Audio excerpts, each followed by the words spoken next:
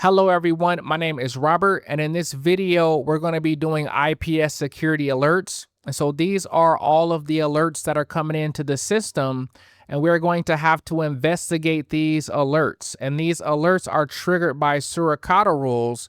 So Suricata is installed on the network, and if it sees certain traffic, then it's going to trigger an alert. For example, possible SQL injection attack contains select. Content is select. That will trigger an alert that we have to investigate. So the first alert that we're going to be looking at, it says SSH brute force detected, more than 5 login failures in 60 seconds. We can see the source IP is from China, and the Suricata rule says alert TCP any brute force detected, login failures, content failed password. And we can see all the failures down here. Failure. The account is the root account, and we can see all the passwords that failed, okay? So the first thing we want to do is we want to go ahead and do some threat intelligence on this source IP.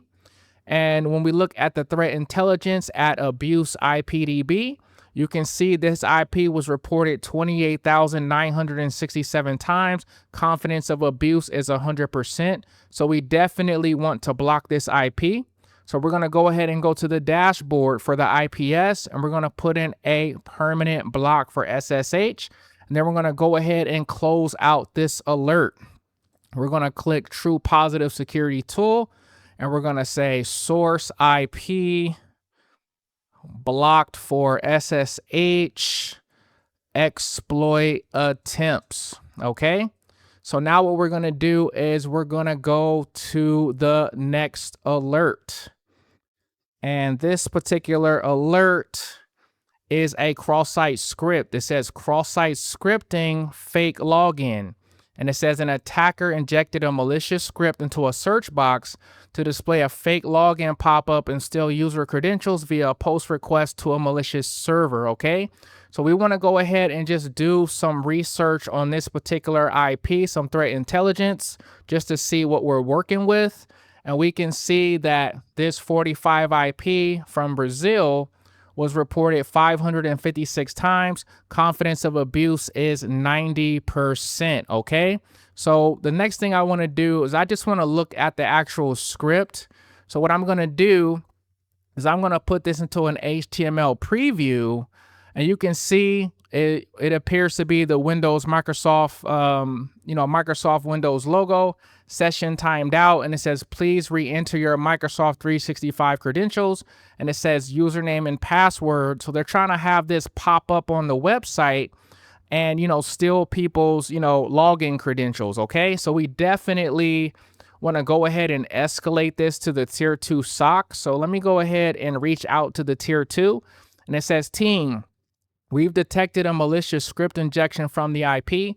The attacker attempted to place a fake Microsoft login pop-up on the site to harvest credentials via a post request to an external server. Do we block this IP? They respond, yes. Go ahead and place a 90-day block on the IP for cross-site scripting exploitation.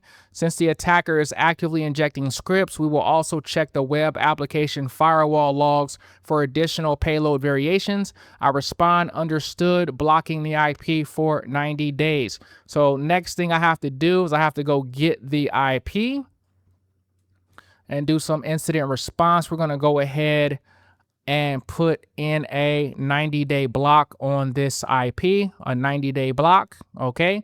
And then we're going to go ahead and close out this alert, True Positive Security Tool, and we're going to say 90-day block submitted on the IP for cross-site scripting, and that is how we're going to close out this alert. So now we're going to go to the third alert,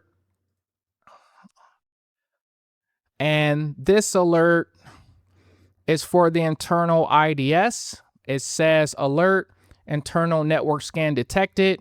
We see that the source IP is internal, and it says detected a network scan originating from the IP using Nessus, targeting multiple internal IPs and ports. And so Nessus is a vulnerability scanner. So we're going to go ahead and escalate to see if we can get some clarification on what's going on. So I'm going to go ahead and reach out to the network team at CyberOps. It says we've identified network scanning activity originating from the IP, targeting multiple internal IPs and ports. The tool detected appears to be Nessus. Can we confirm if this is expected behavior or do we need to investigate further? They respond, this is expected network activity. The IP is our authorized internal Nessus vulnerability scanner running scheduled scans. Go ahead and add this IP to the whitelist to prevent further false positives in the future. I respond, acknowledge whitelisting the IP in the IDS to prevent future false alerts, closing out the alert as authorized scanning activity. So now what I'm going to do is we're going to go ahead and get the alert name, internal network scan detected, because we're going to go ahead and tune this out. So we're going to come here. This is the whitelist tuning. As you can see right here, alert internal network scan detected. Then I'm going to go ahead and get the IP.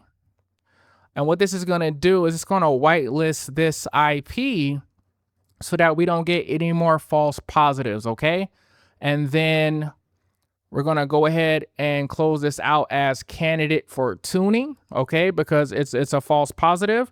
And we are going to say authorize network scanner IP has been added to the whitelist.